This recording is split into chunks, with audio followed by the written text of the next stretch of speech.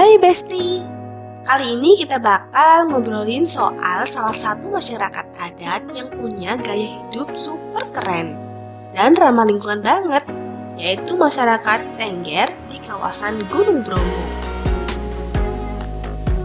Tapi, bukan cuma soal gunung atau adatnya aja yang menarik.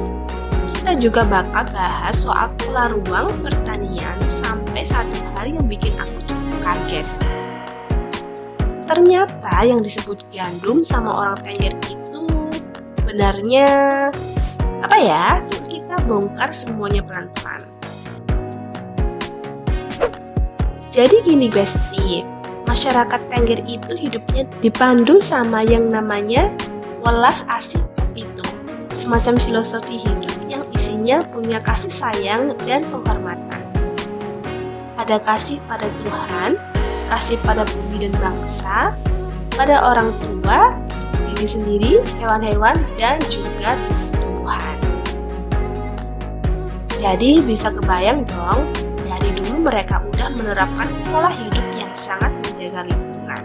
Bahkan bisa dibilang, udah bisa konsep konservasi sebelum istilah itu ngetren.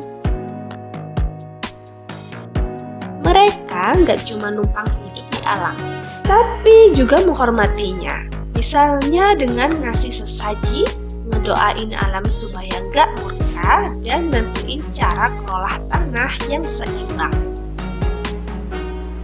Mereka juga bisa pembagian kawasan yang rapi loh, mulai dari pemukiman, ladang, hutan, sampai tempat sakral kayak hutan larangan dan Gunung Bromo. Nah, kalau kita masuk ke rumah-rumah mereka, itu juga ada aturannya. Secara tradisional, rumah-rumah orang Tengger punya bagian-bagian khusus.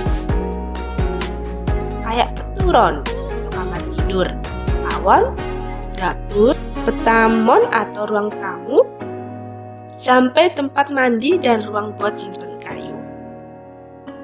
Meski sekarang banyak yang udah modern, seperti rumah bertingkat, pakai keramik atau yang semacamnya, tapi mereka tetap menjaga esensi adat. Rumah-rumah mereka tetap dibangun secara bergerombol.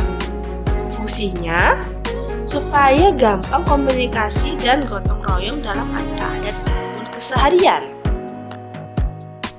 Lanjut ya, pekarangan di rumah orang Tengger itu nggak cuma buat gaya-gayaan atau tanaman hias, tapi juga punya fungsi ekonomis. Disinilah mereka nanam berbagai jenis sayur kayak daun bawang, ubi sawit, pepaya gunung, tebu, wortel, sampai gandum. Nah, disinilah hal menariknya muncul Besti. Ternyata yang mereka maksud dengan gandum itu bukan kayak gandum roti ala luar negeri, tapi jagung varietas lokal. Bahkan bisa tumbuh sampai 3 meter tingginya dan bertongkol 2. Jadi bisa kita spekulasikan nih, sebutan gandum di wilayah Tengger itu kayak istilah lokal buat nyebut jagung, khususnya jenis lokal yang udah mereka budidayakan turun-temurun. Oh iya, kandang ternak mereka juga nggak sembarangan loh. Kebanyakan justru dibikin jauh dari rumah, bahkan ada yang sampai 7 km jauhnya. Kenapa? Karena mereka paham betul soal kesehatan lingkungan. Dengan jarak kandang yang jauh, mereka bisa mencegah penyebaran penyakit mulai dari serangga kayak lalat dan tetap menjaga kenyamanan tinggal di rumah. Terus buat lahan pertanian yang kering dan tegalan, mereka juga punya strategi sendiri. Biasanya lahan ini ditanami secara tumpang sari. Jadi dalam satu petak bisa ada beberapa jenis tanaman. Serunya lagi, di pinggir-pinggir tegalan ini hampir selalu ditanami cemara gunung. Tanaman ini dikenal tahan uap belerang dan abu vulkanik. Cocok banget buat daerah dekat gunung aktif kayak Bromo. Terus bisa nahan longsor juga loh. Masuk ke soal irigasi nih. Dulu mereka ambil air pakai bambu, sekarang udah pakai paralon atau pipa. tapi tetap aja mereka masih memperhitungkan waktu tanam berdasarkan Pranoto Mongso. Itu semacam kalender musim tradisional versi Tengger. Jadi semuanya disesuaikan sama kondisi alam, bukan cuma ngandelin teknologi modern.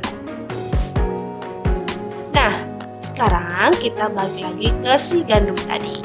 Ternyata banyak masyarakat Tengger yang masih menyebut jagung sebagai gandum dan mengolahnya jadi nasi aron, yaitu nasi jagung yang dikukus. Ada juga yang dibuat jadi jajanan khas. Biasanya ditanam secara tumpang sari di tegalan dan ditanam dari 3-4 butir biji aja. Di beberapa desa kayak Poncokusumo atau Pandansari, jagung ini juga ditanam bareng tanaman lain kayak apel atau jeruk. Jagung lokal Tengger punya ciri khas banget. Di Tengger atas kayak daerah Ngedimulyo, Wonokukri, dan Ranupani, lebih banyak yang tanam jagung putih lokal karena katanya rasanya lebih gurih alias gurih. Tapi di daerah Tengger bawah, kultivarnya lebih beragam, ada yang kuning, manis, sampai hibrida. Masa tanamnya pun berbeda-beda, dari 4 bulan sampai 9 bulan tergantung ketinggian tempat. Harga jagung kering sekitar Rp3.000 per kilogram. Tapi kalau udah diolah jadi aron, apalagi bentuknya kotakan, isinya 4, bisa dijual Rp5.000.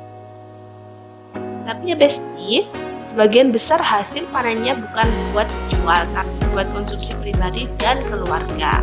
Bener-bener buat bertahan hidup dari tradisi.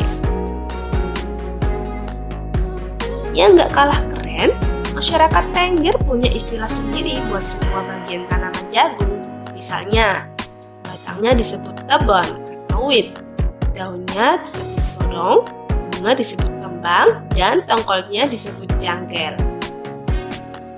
Ini nunjukin kalau mereka punya sistem klasifikasi atau taksonomi versi tradisional yang super detail. Mereka bisa dengan gampang mengenali dan manfaatin tanaman di sekitar mereka, bahkan tanpa harus baca buku botani. Nah Besti, keren banget kan dari filosofi hidup yang penuh kasih cara mereka menjaga ruang dan alam, sampai pengolahan lahan dan makanan pokok mereka yang ternyata disebut gandum padahal itu jagung. Ini bukti nyata kalau kearifan lokal itu benar-benar bisa jadi pedoman hidup yang kuat banget. Dan kita sebagai generasi sekarang bisa banget belajar dari mereka gimana cara hidup berdampingan dengan alam, dengan penuh rasa hormat dan syukur. Terima kasih, jangan lupa like, komen, dan subscribe. Bye!